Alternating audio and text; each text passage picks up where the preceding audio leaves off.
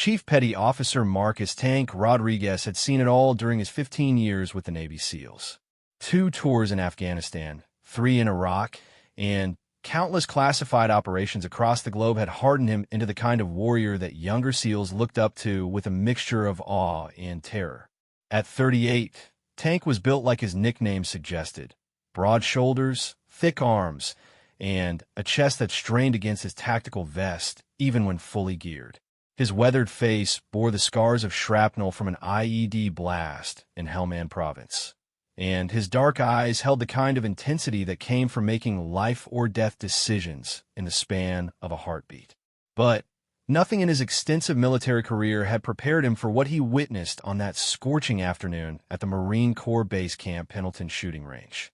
Tank had driven down from Coronado with his team for joint training exercises with the Marines. The relationship between SEALs and Marines was always competitive, each branch convinced they were superior warriors. Tank didn't mind a rivalry. It kept everyone sharp. What he minded was wasting time on what he assumed would be another routine marksmanship demonstration where Marines would show off their standard shooting skills, while SEALs politely nodded and waited for the real training to begin. The shooting range stretched across several acres of Southern California desert, with targets positioned at various distances from 100 meters out to 1,500 meters. The furthest targets were barely visible dots, even through high-powered scopes. A collection of weapons lay arranged on tables: M4 carbines, M240 machine guns, and the massive Barrett M82, a 1.50 caliber sniper rifle that could punch through concrete walls and disable vehicles from over a mile away. Tank was checking his watch, calculating how much daylight remained for the actual SEAL training scenarios, when he noticed the commotion near the .50 cal station. A group of Marine instructors stood in a tight circle, their voices carrying an edge of disbelief and frustration. Tank caught fragments of their conversation as he approached. "This is ridiculous, Gunny," one of the Marines was saying. "We can't have her on the .50 cal for the demonstration. What are the SEALs going to think?"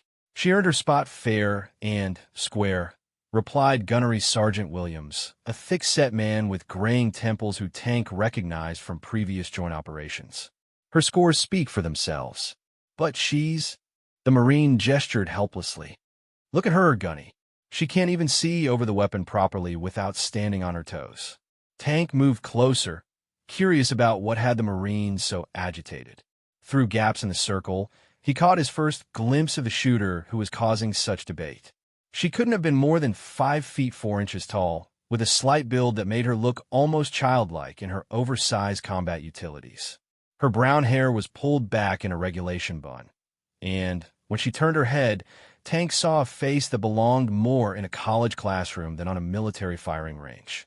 She appeared to be in her early 20s, with intelligent brown eyes and the kind of earnest expression that suggested she was taking every word of the criticism seriously. What struck Tank most was how she stood perfectly still while the argument raged around her. Her posture was relaxed but alert, hands clasped behind her back, eyes focused straight ahead. Most young Marines would have been shifting nervously or trying to defend themselves. This one just waited, as if the outcome of the debate was beyond her control, and she had already accepted whatever decision the senior NCOs would make. "The problem isn't her size," another instructor chimed in. "It's the optics. We're trying to showcase Marine marksmanship to the SEALs. Having a female shooter, especially one who looks like she should be teaching kindergarten instead of handling crew-serve weapons, sends the wrong message." Tank felt his jaw tighten. He had worked with female operatives before, CIA analysts, military intelligence officers, and even a few Army Rangers who had proven themselves in combat. The notion that effectiveness could be measured by appearance was exactly the kind of narrow thinking that got people killed in the field. Gunnery Sergeant Williams seemed to share Tank's sentiment. "The message we're sending is that Marines are judged by their performance, not their appearance." Lance Corporal Chun holds the current base record for long-range precision shooting. "She's the best we've got." "The base record?" Tank found himself asking before he could stop himself. The Marines turned toward him suddenly remembering they had an audience of Navy SEALs watching their internal debate. Gunnery Sergeant Williams straightened and offered a respectful nod. Chief Rodriguez, yes, sir. Lance Corporal Chin set a new record last month. Consistent hits at 1,800 meters with a Barrett .50 cal, 14 out of 15 shots in the kill zone. Tank's eyebrows rose slightly. 1,800 meters was serious distance, especially with a .50 cal that was designed more for destroying equipment than precision shooting. The weapon was notoriously difficult to master. Its massive recoil could throw off even experienced shooters, and at extreme ranges, factors like wind speed, humidity, and even the rotation of the Earth became significant variables in bullet trajectory. What was the previous record? Tank asked. 1,600 meters, Williams replied, set by a Marine sniper who went on to become an instructor at the Scout Sniper School. Lance Corporal Chun broke it by 200 meters. Tank looked at the young Marine again, trying to reconcile what he was hearing with what he was seeing.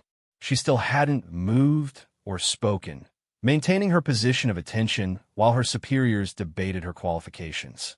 There was something about her stillness that reminded Tank of the best snipers he had known, an ability to remain completely motionless for hours at a time, to slow their heartbeat, and control their breathing until they became extensions of their weapons. Let me ask you something, Lance Corporal, Tank said, addressing her directly for the first time. What's your background? Where did you learn to shoot? She glanced at Gunnery Sergeant Williams, who nodded permission to speak. Chief, I grew up in rural Montana. My father owns a ranch, and we dealt with predator control and hunting for the family table. I've been shooting since I was 8 years old. Her voice was quiet but clear, with a slight Western accent that Tank found unexpectedly reassuring. There was no nervousness in her tone, no attempt to oversell her qualifications. She stated facts simply, as if her background was unremarkable. What kind of shooting? Tank pressed. Mostly long-range work, Chief. Coyotes, mountain lions, the occasional elk or deer during hunting season. My father taught me that ammunition costs money, so every shot had count. We couldn't afford to waste bullets on poor marksmanship. Tank nodded slowly. He had known plenty of city kids who joined the military with no shooting experience at all, learning everything from scratch during basic training. But rural backgrounds often produced natural marksmen, people who had learned to shoot out of necessity rather than sport, where missing a shot could mean the difference between protecting livestock or putting food on the table. The longest shot you made back home? He asked. Confirmed kill on a mountain lion at 1,247 meters using my father's custom .300 Winchester Magnum. The cat had been taking calves from our herd for 3 weeks. I tracked it to a ridge above our winter pasture and took the shot at dawn when the wind was calm. Tank felt a small smile tug at the corner of his mouth. 1,200 meters with a hunting rifle was impressive shooting, especially for someone who would have been a teenager at the time. More importantly, she had described it as a confirmed kill, military terminology that suggested she understood the difference between taking a shot and verifying the result. How long have you been in the Corps? Tank asked. 18 months, Chief. I enlisted straight out of high school. And how long have you been working with the .50 cal? 6 months of intensive training, Chief. Gunnery Sergeant Williams identified my shooting potential during our basic marksmanship qualification and recommended me for advanced training. Tank turned to Williams. What kind of advanced training? Everything we could give her, Chief. Scout sniper, fundamentals, ballistics calculations, weather reading, range estimation. She absorbed it all like a sponge. Most Marines take months to develop the muscle memory for proper trigger control and breathing technique. Chun had it mastered in 2 weeks. One of the other Marine instructors shifted uncomfortably. Gunny, with all due respect, there's a difference between shooting at paper targets and performing under pressure with an audience of elite operators watching. Tank studied the young Marine's face, looking for any sign of anxiety or doubt. Her expression remained calm, though he noticed her hands had moved from behind her back to her sides, fingers slightly spread. It was a subtle shift, but one that suggested she was preparing herself mentally for action. Lance Corporal, Tank said quietly. If Gunnery Sergeant Williams gives you permission to demonstrate your skills with the Barrett, are you confident you can perform at your usual standard? She met his eyes directly, and Tank saw something there that reminded him of his best operators, a quiet certainty that came from hours of training and absolute confidence in their abilities. Yes, Chief, I am. The simplicity of her answer impressed him more than any boastful declaration could have. She wasn't trying to prove anything or overcome doubt with bravado. She had assessed her capabilities, considered the situation, and provided an honest evaluation. Gunny, Tank said, turning to Williams. I'd like to see what your Marine can do. Williams grinned. Roger that, Chief. Chun, take your position. As the group moved toward the firing line, Tank noticed how Lance Corporal Chin's demeanor shifted subtly. The stillness remained, but now it carried a sense of purpose. She approached the Barrett .50 cal with the kind of reverence that Tank associated with master craftsmen handling their tools. Her hands moved over the weapon with practiced familiarity, checking the scope alignment, testing the bipod stability, examining the ammunition. The Barrett M82A1 was an intimidating weapon, over 4 feet long and weighing nearly 30 pounds when loaded. Its massive muzzle brake was designed to redirect the explosive gases from the .50 caliber rounds. But even with that system, firing the weapon was like being punched in the shoulder by a heavyweight boxer. Tank had seen grown men knocked off their feet by the Barrett's recoil. Chun adjusted the bipod legs with precise movements, settled into a prone position behind the weapon, and began making scope adjustments. Tank watched her work, noting how she seemed to shrink into the shooting position, becoming one with the rifle system. Her breathing slowed visibly, and her movements became deliberate and economical. What's the target? Tank asked Williams. 1,800-meter steel silhouette, Williams replied, pointing toward the far end of the range where a human-sized metal target was barely visible even with binoculars. Same target where she set the record. Tank pulled out his own binoculars and focused on the distant target. At 1,800 meters, atmospheric conditions became critical factors. The slightest crosswind could push a bullet several feet off course, and the bullet would be in flight for over 2 seconds, enough time for multiple variables to affect its trajectory. He glanced at Chun, who was now peering through the massive scope mounted on top of the Barrett. Her left hand held a small notebook where she had written what appeared to be calculations. Wind speed, temperature, humidity, and other environmental factors that would influence her shot. Wind, she called out. 7 miles per hour from the southwest, Williams answered. Chun made an adjustment to her scope, then settled back into her shooting position. Tank watched through his binoculars as she took several slow, deep breaths, her body becoming perfectly still. Even the slight movement of her breathing seemed to stop as she prepared to fire. The Barrett's report was thunderous, a sharp crack followed by the distinctive whistle of the massive bullet cutting through the air. Tank kept his binoculars focused on the target, waiting for the bullet's impact after its 2-second flight time. The steel target rang like a bell as the bullet struck center mass, causing it to swing violently on its mounting posts. Even at 1,800 meters, the impact was visible without magnification. A murmur of appreciation went up from the watching Marines and SEALs. Tank lowered his binoculars and looked at Chun, who was already working the Barrett's bolt to chamber another round. Lucky shot, one of the skeptical Marine instructors muttered. Chin's response was to settle back into her shooting position without comment. 30 seconds later, the distant target rang again. Then again. After 5 consecutive hits at 1,800 meters, Tank was convinced he was witnessing something extraordinary. Chin's shooting wasn't just accurate, it was consistent. Each shot struck within inches of the previous impact point, demonstrating the kind of precision that came from complete mastery of her weapon system and environmental conditions. Lance Corporal, Tank called out as Chun prepared for a 6th shot. Can you move to the 2,000-meter target? Williams looked surprised. Chief, we don't usually train at that distance. The 2,000-meter target is more for equipment testing than precision shooting. Does she have ballistic data for that range? Tank asked. Chen looked up from her scope. I've calculated trajectories out to 2,200 meters, Chief. The round will drop approximately 98 inches at 2,000 meters in current conditions, requiring 42 minutes of angle compensation. Tank nodded, impressed by her immediate recall of the complex ballistic calculations.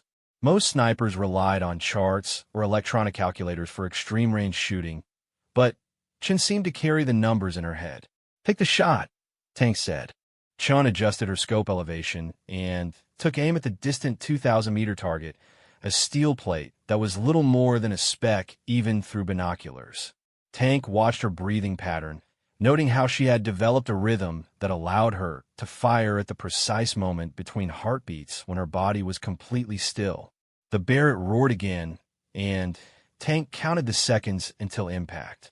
At 2,000 meters, the bullet's flight time stretched to nearly 3 seconds. When the distant ring of the target finally reached them, Tank felt something close to awe. He had worked with some of the best snipers in the special operations community. Rangers, Marines, even Delta Force operators who were legends in their field. Very few of them could consistently hit targets at 2,000 meters, especially with a .50 caliber rifle that was designed more for destroying equipment than precision work. Chun, Tank said quietly, how many rounds do you have left? 15 rounds, Chief.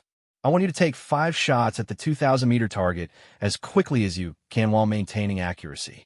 Chun nodded and settled back into position. Tank started his stopwatch as she fired her first shot. The target rang. She worked the bolt, acquired her sight picture, and fired again. Another hit. The process continued with mechanical precision. Sight picture, breathing control, trigger squeeze, bolt manipulation, sight picture again. When she finished the 5th shot, Tank looked at his stopwatch. 3 minutes and 47 seconds. 5 hits at 2,000 meters in under 4 minutes, including the time needed to reload and reacquire the target after each shot's recoil. Tank had seen enough. Whatever preconceptions he might have had about Lance Corporal Chen's capabilities had been thoroughly destroyed by her demonstration. This wasn't just competent shooting. This was the kind of precision that represented the highest levels of military marksmanship. As Chen began securing her weapon, Tank approached Gunnery Sergeant Williams. How long has she been shooting at these distances? She reached out to 1,800 meters for the first time about 6 weeks ago, Williams replied. Since then, she's been extending her range gradually. Today was the first time we've seen her shoot at 2,000 meters. Tank shook his head in amazement. Most military snipers spent years developing the skills necessary for extreme long-range shooting. Chen appeared to be progressing at a rate that was almost unprecedented. What's her background beyond the ranch shooting? Tank asked. High school valedictorian, Chief. Scored perfect on a mathematics portion of her ASFOB. She approaches shooting like an engineering problem, studies ballistics tables, weather patterns, ammunition specifications. She probably knows more about the physics of long-range shooting than most of our instructors. Tank watched Chun as she methodically cleaned the Barrett's bore and checked its mechanical systems. Her movements were careful and thorough, displaying the kind of attention to detail that separated professionals from amateurs. Has she expressed any interest in advanced training? Tank asked. Scout sniper school, special operations, anything like that. Williams hesitated. She's mentioned it, Chief, but honestly, she'd face an uphill battle.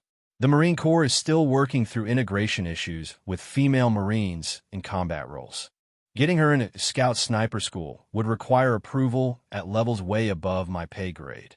Tank understood the political complexities Williams was describing. The military's integration of women into combat roles was progressing, but slowly and with significant institutional resistance. A female Marine seeking admission to traditionally male-dominated special operations training would face scrutiny that had nothing to do with her actual capabilities. What about her physical fitness? Tank asked. PT stud, Williams replied immediately. Perfect score on her physical fitness test, perfect score on her combat fitness test. She can ruck march with the best of them and has never fallen out of a training exercise. Tank nodded, filing away the information. Physical fitness was often the excuse used to exclude women from elite military units, but Chen apparently couldn't be faulted on that front either. As the demonstration wound down and the weapons were secured, Tank found himself thinking about the conversation he'd witnessed among the Marine instructors. Their concerns about optics and sending the wrong message suddenly seemed petty and short-sighted. They had been worried about how Chen's appearance would reflect on Marine marksmanship capabilities, when they should have been showcasing what was clearly an exceptional talent. Tank approached Chun as she finished securing her equipment. "Lance Corporal, that was outstanding shooting. How do you feel about your performance today?" She looked up at him with the same calm expression she had maintained throughout the afternoon. "I was pleased with the consistency, Chief. The 2,000-meter shots felt solid, though I'd want to verify my elevation calculations with more extensive testing." Tank smiled. Even after delivering a flawless shooting demonstration, Chen was focused on areas for improvement rather than celebrating her success. It was exactly the kind of mindset that characterized the best operators he had known. "Have you given thought to your future in the Corps?" Tank asked. "Where you want your career to go?" "I'd like to pursue advanced marksmanship training, Chief. Scout sniper school if possible, or any other opportunity to develop my skills further." "And if that training took you into combat situations, special operations environments?" Chen's expression didn't change. "Chief, I joined the Marine Corps to serve my country in whatever capacity I'm needed. If that means combat, then I'm ready for combat." Tank studied her face, looking for any sign of bravado or false confidence. What he saw was the same quiet certainty she had displayed all afternoon. Not the reckless courage of someone who didn't understand the dangers, but the calm acceptance of a professional who had considered the risks and made peace with them. "Lance Corporal," Tank said finally, "I think you and I should have a longer conversation. Are you free for dinner tonight?" Chen glanced at Gunnery Sergeant Williams, who nodded his approval. "Yes, Chief. I'm available." "Good. Meet me at the NCO Club at 1900 hours. We'll discuss your future."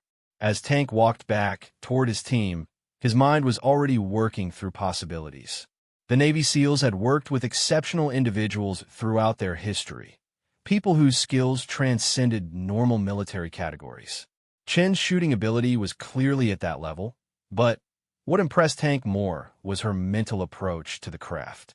She thought like a special operator, analyzing problems systematically and executing solutions with precision. The question wasn't whether Chun had the skills to contribute to elite military operations. Tank had just seen proof that she did. The question was whether the military establishment would be willing to recognize those skills and provide her with opportunities to use them.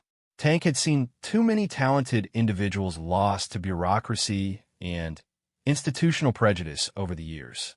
Operators who could have made significant contributions to national security, but were sidelined because they didn't fit traditional molds or because their supervisors couldn't see past surface appearances. He wasn't going to let that happen to Lance Corporal Chun. That evening, as Tank made his way to the NCO Club, he was already formulating a plan. The Navy had programs for cross-service training, opportunities for exceptional Marines to work with SEAL teams on specialized operations. Getting Chun into such a program would require navigating complex bureaucratic channels and convincing his superiors that her skills justified the unusual arrangement. But Tank had built his reputation on recognizing talent and finding ways to utilize it effectively. If Chun was as professional and dedicated as she appeared to be, he was confident he could create opportunities for her to develop her capabilities further. What Tank didn't realize as he walked through the Southern California evening was that Chen's story was far more complex than anything he had imagined. Her background contained elements that would challenge everything he thought he knew about military service, personal sacrifice, and the true meaning of courage under fire. The conversation he was about to have would change both of their lives forever. The NCO Club at Camp Pendleton was nearly empty when Tank arrived at 1900 hours. A few Marines sat at the bar watching a baseball game on the overhead television, and two tables of senior NCOs were engaged in quiet conversations over dinner. Tank chose a corner booth that would provide privacy for what he anticipated might be a sensitive discussion. Lance Corporal Chun arrived precisely on time, having changed from her combat utilities into a crisp dress blue uniform. Tank noticed she had taken care with her appearance. Her shoes were polished to a mirror shine, her ribbons were perfectly aligned, and her hair was styled in the regulation bun that somehow made her look even younger than she had on the shooting range. "Chief Rodriguez," she said, coming to attention beside the table. "At ease, Lance Corporal. Have a seat." Tank gestured to the chair across from him. "And tonight we're just two Marines having dinner. No need for the formalities." Chin settled into her chair with the same controlled movements Tank had observed during her shooting demonstration. Everything about her body language suggested careful training in military bearing and protocol. "Can I get you something to drink?" Tank asked as the server approached their table. "Water would be fine, sir." "Chun," I said, "drop the formalities. Call me Tank, and order whatever you want. Dinner's on me tonight." She ordered a Coke and studied the menu briefly before requesting a burger and fries.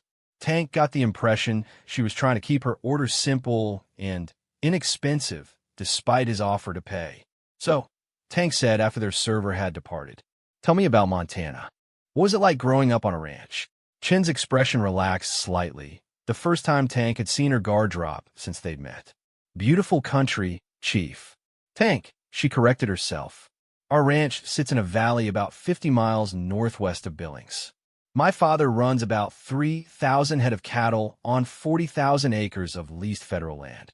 "Big operation," Tank observed. "Medium-sized by Montana standards," Chin replied. "Large enough to make a living, small enough that everyone in the family had to work to keep it running. My father, my mother, my two older brothers, and me.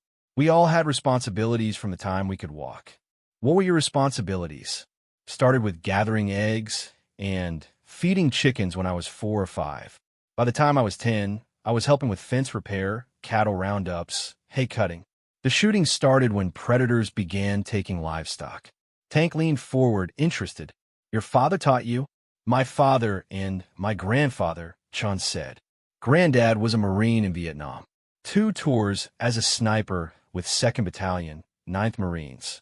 He came home with some difficulties, but he never lost his shooting skills. He taught my father, and they both taught me."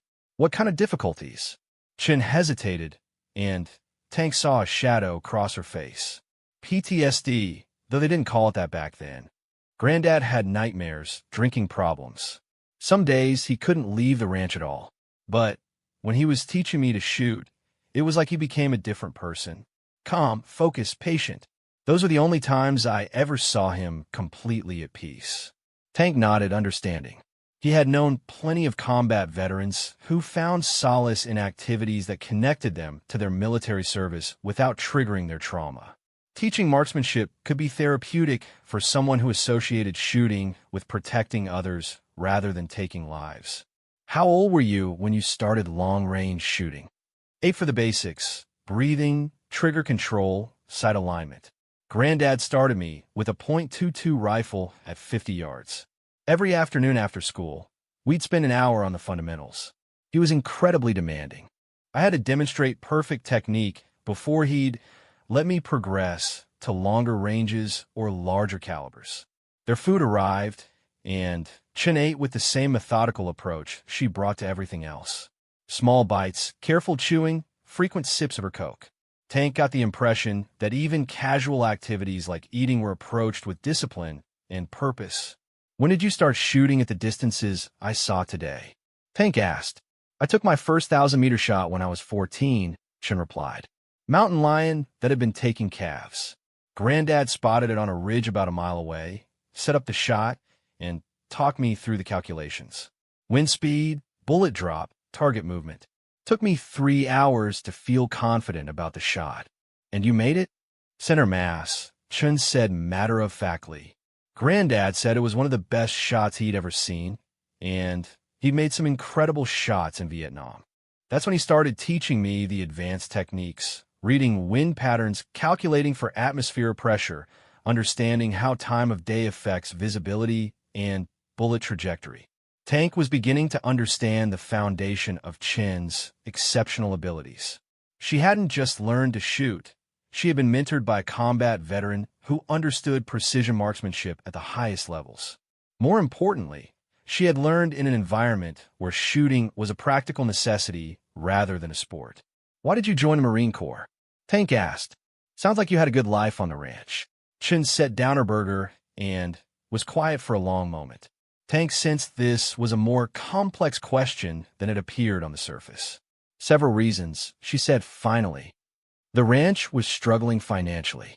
Beef prices were down, feed costs were up, and we had 2 bad years with drought affecting hay production. My father never said anything directly, but I could see the stress wearing on him.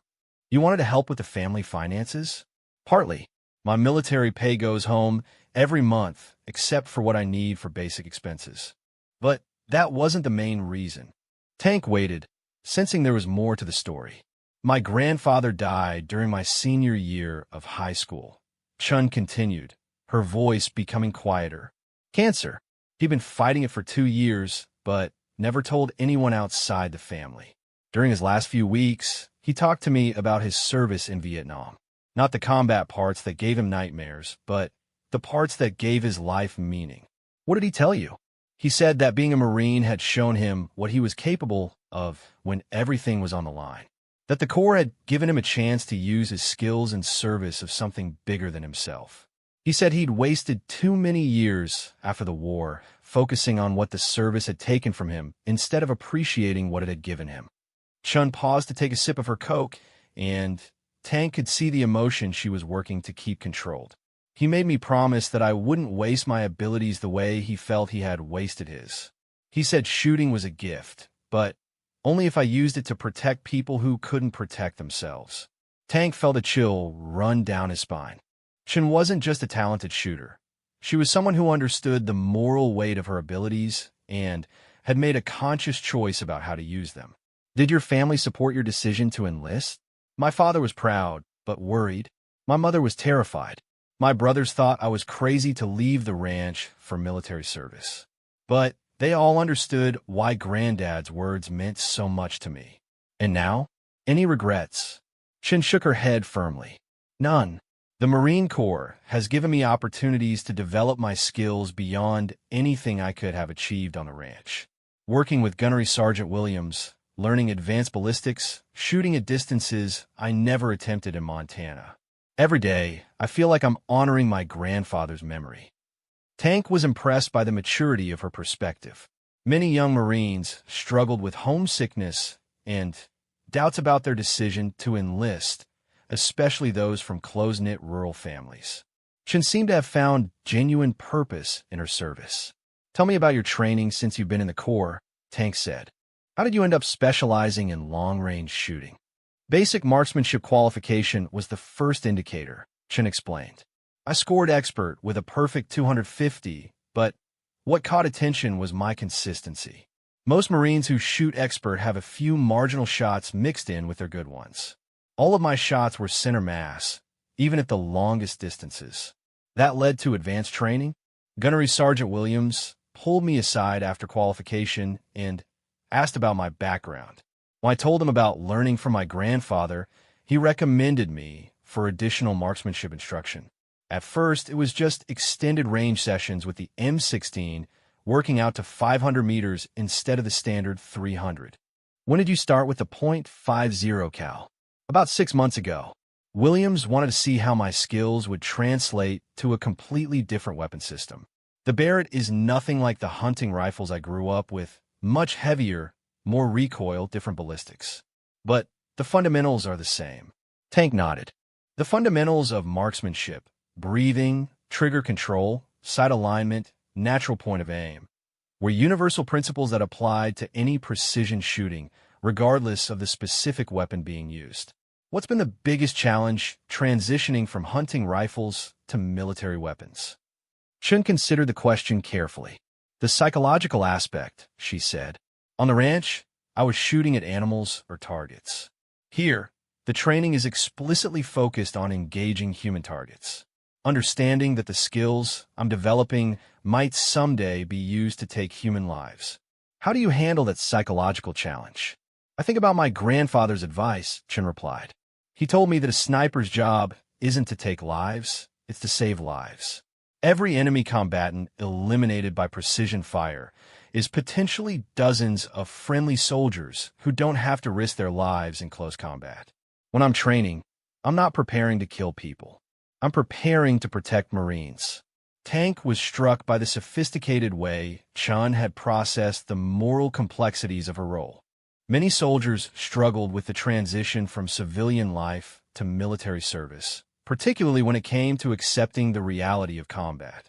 Chen seemed to have found a philosophical framework that allowed her to reconcile her values with her duties. Have you given thought to what comes after your initial enlistment? Tank asked. Career plans, additional training, that sort of thing? I'd like to make the Marine Corps a career if possible, Chen said. But I know that advancement opportunities for women in combat specialties are still limited. I'm hoping that will change as the Corps continues to evolve. Tank sensed an opening for the conversation he had been planning since the afternoon's shooting demonstration. What if there were opportunities outside the traditional Marine career path? Cross-service training, special operations work, that kind of thing? Chen's eyes sharpened with interest. What kind of opportunities, Tank? The Navy has programs that allow exceptional Marines to work with SEAL teams on specialized operations, Tank explained. Usually it's for specific technical skills, communications, explosives, languages. But there are precedents for cross-training shooters when their capabilities exceed what's available within Navy personnel. Are you suggesting I might qualify for something like that? Tank leaned back in his chair, studying Chen's expression. I'm suggesting that what I saw today represents a level of precision shooting that could be valuable in special operations contexts. The question is whether you'd be interested in exploring that possibility. Chen was quiet for several moments, and Tank could see her processing the implications of what he was suggesting. Cross-service training with special operations units would represent a significant departure from a traditional Marine Corps career path. What would that involve? Chen asked finally. Extensive additional training first, Tank explained. Physical conditioning, small unit tactics, specialized weapons systems, survival skills. The standards are extremely demanding. Most candidates don't complete the program successfully. I'm not afraid of demanding standards, Chen said quietly. I didn't think you would be. But there are other considerations. Special operations personnel spend a lot of time deployed, often in classified locations on missions that can't be discussed with family or friends. It's a commitment that affects every aspect of your life. Chen nodded slowly. My grandfather talked about that aspect of military service. The sacrifices that go beyond just physical danger. There's also the political reality, Tank continued. You'd be breaking new ground as a woman in roles that have been traditionally male. That comes with additional scrutiny and pressure that most operators don't have to deal with. What kind of pressure? Tank chose his words carefully. Every mistake will be magnified. Every success will be questioned. You'd be representing not just yourself, but all women who might follow in your footsteps. Some people would be rooting for you to fail because your failure would justify their belief that women don't belong in special operations. Chen's expression hardened slightly. Tank, I've been dealing with people who think I don't belong since I was 8 years old, and my grandfather first put a rifle in my hands. Every shooting competition in Montana, every training exercise here at Pendleton. I'm used to people questioning whether I belong. This will be different, Tank warned. Higher stakes, more visibility, greater consequences for failure, and greater opportunities to prove what's possible, Chen replied. My grandfather didn't serve in Vietnam so that I could limit myself based on what other people think I'm capable of. Tank smiled, recognizing the determination that had driven Chun to excel at everything she had attempted. If I were to put together a training pipeline that could lead to special operations work, would you be committed to seeing it through regardless of how difficult it became? Yes, Chun said without hesitation. even if it meant years of additional training with no guarantee of success. Yes, even if it meant giving up the traditional Marine Corps career path you've been planning. Chun was quiet for a moment, then nodded. Tank, I didn't join the Marine Corps to follow a safe, predictable career path. I joined to use my abilities in service of my country. If special operations work represents the best way to do that, then that's what I want to pursue. Tank studied her face, looking for any sign of doubt or uncertainty. What he saw was the same calm confidence Chun had displayed all day. Not reckless bravado, but the quiet certainty of someone who had carefully considered their options and made a decision based on principle rather than emotion. All right, Tank said finally, let me make some phone calls and see what's possible.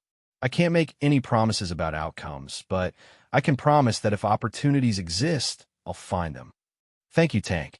I appreciate you taking an interest in my career. Tank waved off her thanks. I'm not doing this as a favor to you, Chun. I'm doing this because I think you have capabilities that could save lives in the right situations. It would be a disservice to our national security to waste that potential. As they finished their dinner and prepared to leave, Tank found himself thinking about the conversation they'd just had.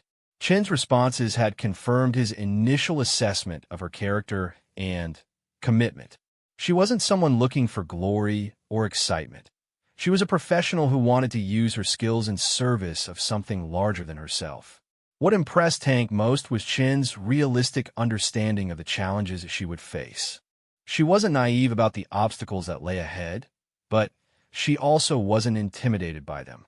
Her grandfather's influence was clearly evident in her approach to both shooting and military service, a focus on excellence, discipline, and service above self. As they walked toward the parking lot, Tank made a decision that would set events in motion beyond anything either of them could have anticipated. Chun, he said as they reached her car, I want you to start preparing yourself physically and mentally for the most demanding training you've ever experienced. Beginning tomorrow, I want you to add 5 miles to your daily run, increase your PT routine, and start studying small unit tactics. Can you handle that on top of your regular duties? Roger that, Tank. Good. And Chun, don't discuss our conversation with anyone except Gunnery Sergeant Williams. What we're planning will require discretion until everything is arranged. Understood. Tank watched Chun drive away, then pulled out his cell phone and began scrolling through his contacts. He had calls to make, favors to call in, and bureaucratic obstacles to navigate. Getting Chun into a position where her talents could be fully utilized was going to require careful planning and strategic maneuvering. But Tank had built his career on accomplishing missions that others considered impossible.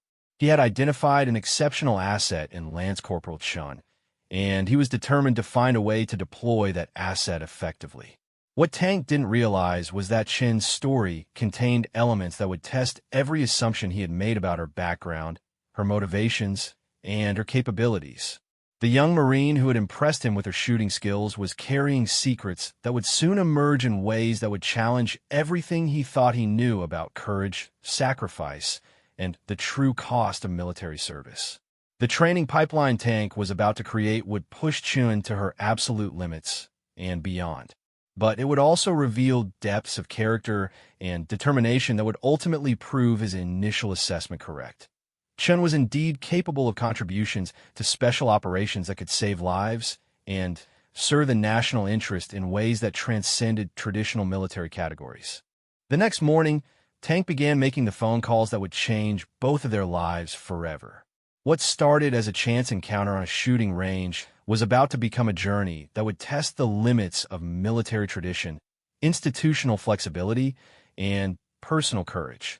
Chun, meanwhile, began the additional training regimen Tank had outlined, unaware that she was preparing for challenges that would prove far more complex and demanding than anything she had experienced on her family's ranch in Montana or during her training with the Marine Corps. The foundation was being laid for a partnership that would ultimately demonstrate the difference between following regulations and achieving mission success, between maintaining tradition and embracing evolution, between recognizing talent and utilizing it effectively in service of the nation's security. Tank's instinct about Chun would prove correct in ways that neither of them could have imagined as they parted ways that evening at Camp Pendleton. The quiet young Marine from Montana was about to embark on a journey that would test every aspect of her training, her character, and her commitment to the values her grandfather had instilled in her. The conversation over dinner had been just the beginning. 6 weeks after their dinner conversation, Tank stood in the briefing room at Naval Amphibious Base Coronado, watching Chun field questions from a panel of senior officers who would determine her fate in the Navy's Cross-Service Excellence Program. The past month and half had been a whirlwind of paperwork, evaluations, and bureaucratic maneuvering that Tank had navigated with the precision he usually reserved for combat operations. The process had been more complex than Tank initially anticipated. Getting Chun cleared for cross-service training required approvals from both Marine Corps and Navy headquarters, psychological evaluations, extensive background investigations, and endorsements from officers Tank had never met but who controlled the bureaucratic levers necessary to make unusual arrangements happen. Chun sat at attention in her dress blue uniform, answering questions with the same calm confidence she had displayed during their first meeting. Tank couldn't help but notice how she had changed during the weeks of preparation. The additional physical training had added definition to her already fit frame, and her study of small unit tactics had given her responses a more sophisticated understanding of military operations beyond basic marksmanship. Lance Corporal Chun, said Commander Patricia Walsh, the senior Navy representative on the evaluation panel. Your shooting scores are indeed exceptional, but special operations work involves much more than marksmanship. How do you respond to the concern that your lack of combat experience makes you unsuitable for high-risk operations? Chin's response was measured and thoughtful. Ma'am, I understand that concern completely. Combat experience can't be simulated or substituted through training.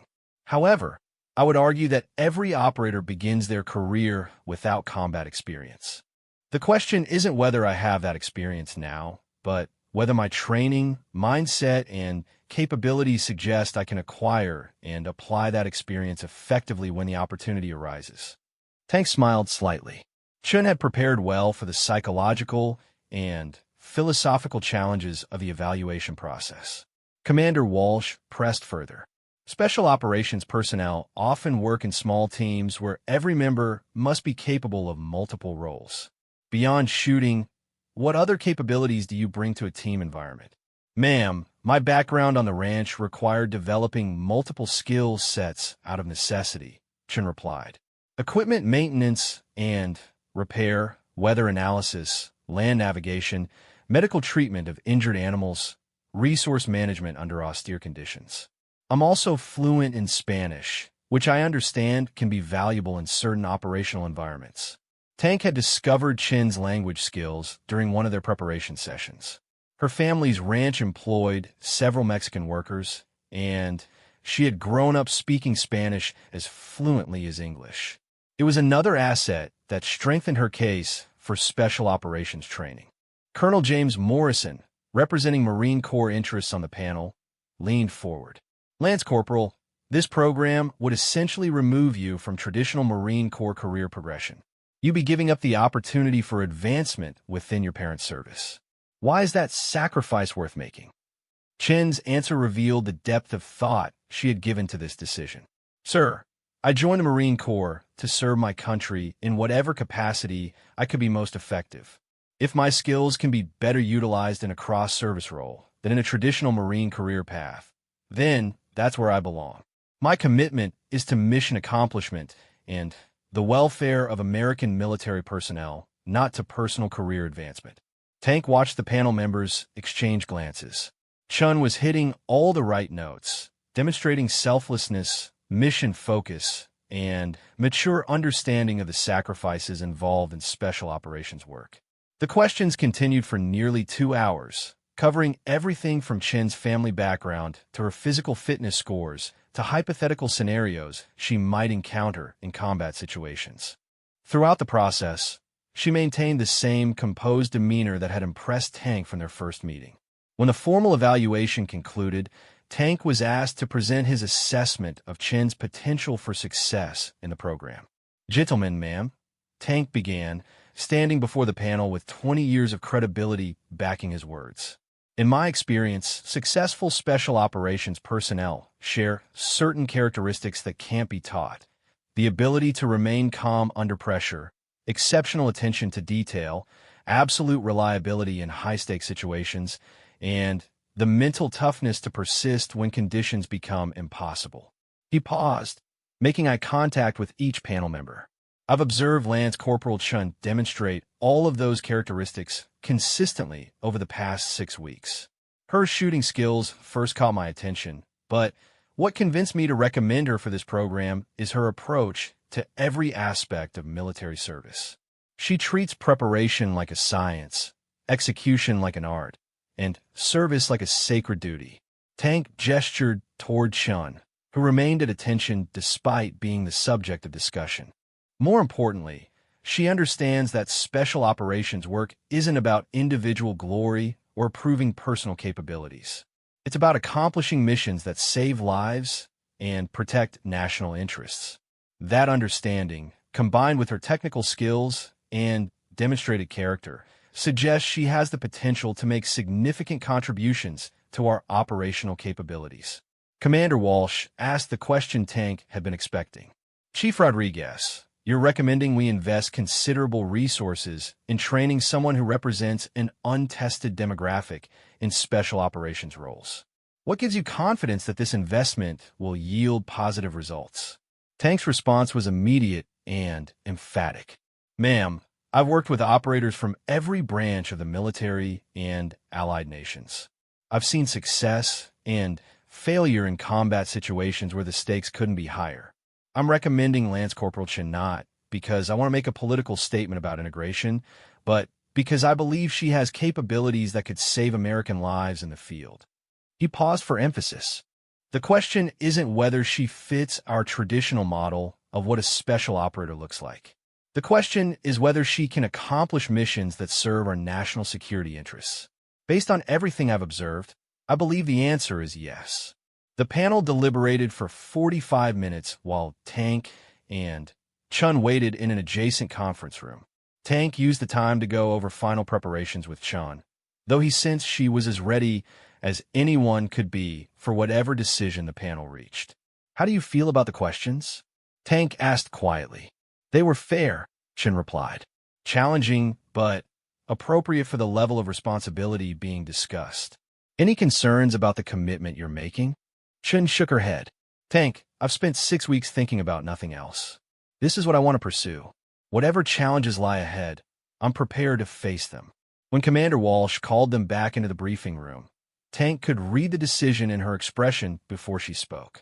"Lance Corporal Chun," Walsh began, "the panel has decided to approve your participation in the Cross-Service Excellence Program. You'll begin with a 6-month evaluation period that will include advanced marksmanship training, small unit tactics, survival skills, and psychological evaluation.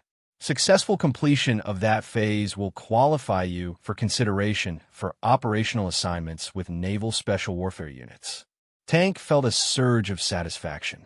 Getting this far had required months of careful planning and political maneuvering, but Chun had earned the opportunity through her performance during the evaluation process. However, Walsh continued, "I want to be absolutely clear about what you're undertaking. The training standards are identical to those applied to male candidates. There will be no accommodation for gender, and failure at any point will result in return to your parent's service with no opportunity to repeat the program." "I understand, ma'am," Chun replied. "I wouldn't want it any other way." "Chief Rodriguez," Walsh said, turning to Tank, "you'll be responsible for overseeing Lance Corporal Chen's initial training phase. I trust you understand the importance of maintaining the same standards that apply to all special operations candidates." "Roger that, ma'am. She'll receive exactly the same training and evaluation as any other candidate." What Tank didn't mention was that he had already developed a training regimen for Chun that would exceed the standards normally applied to Cross-Service Excellence Program participants. He intended to prepare her so thoroughly that her gender would become irrelevant to her performance. 3 days later, Chen reported to the Naval Special Warfare Compound at Coronado for the beginning of her training. Tank had arranged for her to live in quarters normally reserved for visiting personnel, since the standard barracks weren't equipped for female residents. The training schedule Tank had developed was deliberately challenging. 0500 physical training, 0630 breakfast, 0730 weapons training, 1200 lunch, 1300 tactical instruction, 1700 academic study, 1900 dinner, 2000 additional physical training, 2,200 equipment maintenance, and preparation for the following day. Chen's first test came during the initial physical fitness assessment. Tank had arranged for her to be evaluated alongside a group of Navy sailors who were beginning their own special operations training. He wanted to establish immediately that Chen would be held to the same standards as her male counterparts. The assessment included a timed 4-mile run, maximum push-ups and pull-ups, a 500-meter swim in full uniform, and a test of functional strength using military equipment. Tank watched carefully as Chen completed each event, noting how she paced herself and managed fatigue across the extended evaluation. Chen finished the run in the top quarter of the group, despite being significantly smaller than most of the other candidates. Her push-up and pull-up scores were solid, and her swimming time was excellent. Most importantly, she completed every event without complaint or request for modification. After the physical assessment, Tank gathered the group for weapons training on the same range where he had first observed Chen's shooting abilities. Today's training would focus on precision shooting under stress, engaging targets while fatigued with time pressure and while wearing full combat equipment. Tank watched as Chen methodically worked through the training scenarios, noting how her shooting remained consistent despite the added stressors. Other candidates struggled with target acquisition and trigger control while breathing heavily from physical exertion, but Chen's shots remained grouped tightly in the center of each target. "Damn," muttered one of the Navy candidates after watching Chen engage a target at 800 meters while wearing a 40-pound pack. "Where did she learn to shoot like that?" Tank smiled but didn't respond. Chen's abilities spoke for themselves, and Tank wanted her to be evaluated based on performance rather than explanation. The tactical instruction phase proved more challenging for Chen than the physical or marksmanship components. Small unit tactics required understanding how individual actions contributed to team objectives, and Chen's background was primarily in individual rather than team-based activities. Tank worked with her personally during evening study sessions, using sand tables and tactical simulations to illustrate concepts like mutual support, fields of fire, and coordinated movement. Chen approached these lessons with the same systematic methodology she brought to shooting, asking detailed questions and working through scenarios until she understood not just the procedures but the principles underlying them. The key, Tank explained during one evening session, is understanding that every action you take affects the entire team's ability to accomplish the mission. In a firefight, your shooting position determines where your teammates can move. Your ammunition consumption affects the team's ability to sustain contact. Your communication discipline determines whether the team maintains tactical surprise. Chen nodded, taking notes in the same small notebook she had used during her shooting demonstration weeks earlier. "It's like running a ranch," she said thoughtfully. "Every decision affects the entire operation, and you have to consider second and third-order effects before you act." Tank was struck by the aptness of her comparison. Ranch management did require the same kind of systems thinking that made effective small unit leaders. As the weeks progressed, Tank began to see Chen's tactical understanding develop from theoretical knowledge to practical application. During training exercises, she demonstrated an intuitive grasp of how her role as a precision shooter supported broader team objectives. More importantly, she showed the kind of tactical patience that characterized the best snipers, the ability to wait for the right shot rather than taking marginal opportunities that might compromise the mission.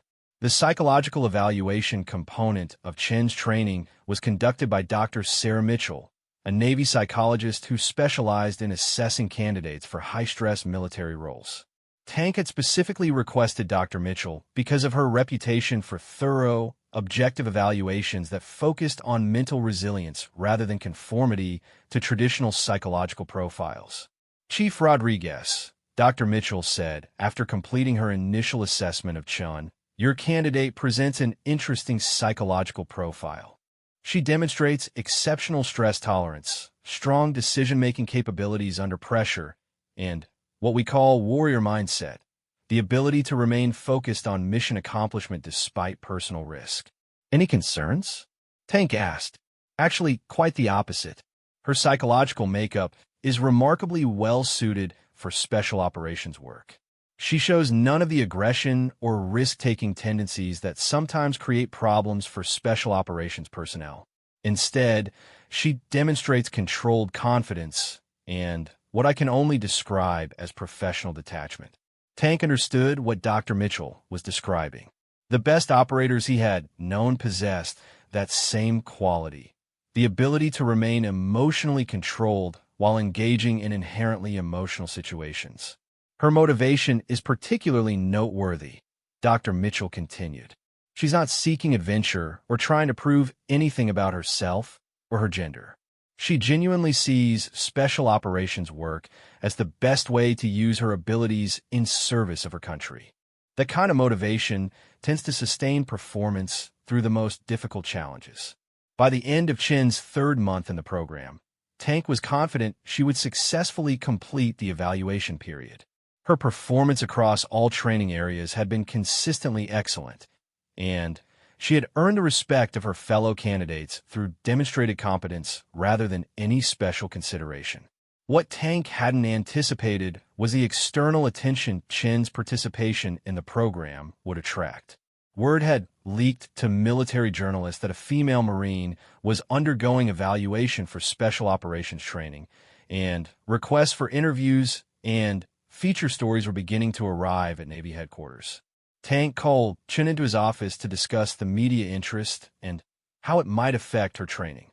"Chun," Tank began, "we need to talk about something that could complicate your situation here. There's media attention developing around your participation in this program. How do you want to handle that?" Chin's response was immediate and definitive. "Tank, I don't want to handle it all. I didn't join this program to be a spokesperson for gender integration. I joined to become the best special operator I can be. Media attention would only distract from that goal." Tank nodded approvingly. "That's exactly the right answer. We'll decline all interview requests and ask that your privacy be respected during training. But you should understand that this attention isn't going away. If you're successful in this program, you'll become a public figure whether you want to or not." "I understand," Chun said. "But until that happens, I'd prefer to focus entirely on training and evaluation." The media attention did create one unexpected benefit for Chin's training. Tank's superiors, aware that her performance would be scrutinized if she proceeded to operational assignments, authorized additional resources for her preparation. She was given access to advanced training facilities normally reserved for senior operators, and Tank was able to arrange instruction from subject matter experts in specialized skills like advanced marksmanship techniques and tactical medicine. During her fourth month in the program, Chun participated in her first multi-day field training exercise. The scenario involved a simulated hostage rescue operation requiring precision shooting in an urban environment while coordinating with assault teams conducting dynamic entry operations. Tank observed Chin's performance throughout the exercise, noting how she integrated her individual shooting skills with team-based tactical operations. Her ability to provide accurate covering fire while maintaining communication with assault teams demonstrated the kind of tactical maturity that typically took years to develop. On the final day of the exercise, Chun was presented with a challenging scenario. A hostage-taker positioned 900 meters away with a clear line of sight to the building where the assault team was preparing to breach. Wind conditions were variable, and the target would only be visible for seconds at a time as he moved between windows. Tank watched through binoculars as Chun analyzed the situation, calculated her shooting solution, and positioned herself for the shot. When the target appeared in the window, Chun fired immediately. The simulated hostage-taker was marked as eliminated, allowing the assault team to proceed with their operation successfully. Outstanding shot, Tank said as Chun secured her weapon after the exercise concluded. How did it feel working as part of the larger operation? Like everything finally made sense, Chun replied. All the individual skills training, the tactical instruction, the team coordination exercises, it all came together during that shot. I could see how my role supported the entire mission. Tank knew that feeling. It was the moment when all the separate components of special operations training crystallized into understanding of the larger purpose. Chun had reached that breakthrough point, and Tank was confident she was ready for operational assignments. The final evaluation of Chen's 6-month training period took place on a Friday morning in December. Tank assembled the same assessment panel that had initially approved her participation, along with additional observers from Naval Special Warfare Command who would make decisions about her future assignments. Chen's final evaluation included demonstrations of all the skills she had developed during her training. Precision shooting under various conditions, small unit tactics, survival skills, and psychological resilience under stress. Tank watched with pride as she performed each task with the competence and confidence of a seasoned operator. When the evaluation concluded, Tank was called aside by Captain Robert Stevens, the senior Naval Special Warfare representative. "Chief Rodriguez," Stevens said, "I've been watching this process since it began, and I have to admit I was skeptical about the wisdom of attempting to integrate a female Marine into our operations. But after observing Lance Corporal Chen's performance today, I'm convinced we've identified someone with exceptional potential." "Thank you, sir. She's worked incredibly hard to get to this point. More than that," Stevens continued, "she's demonstrated the kind of capabilities that could be valuable in operational situations where traditional approaches might be less effective. Her combination of technical skills and tactical understanding suggests possibilities we haven't fully explored." Tank waited, sensing that Stevens was building toward a specific proposition. "We have a situation developing that might be appropriate for Chen's first operational assignment," Stevens said. "It's a hostage rescue scenario where her particular skill set could be decisive. Are you confident she's ready for that level of responsibility?" Tank thought about everything he had observed during Chen's training. Her technical competence, mental toughness, team integration skills, and commitment to mission accomplishment. "Sir," Tank said finally, "she's ready."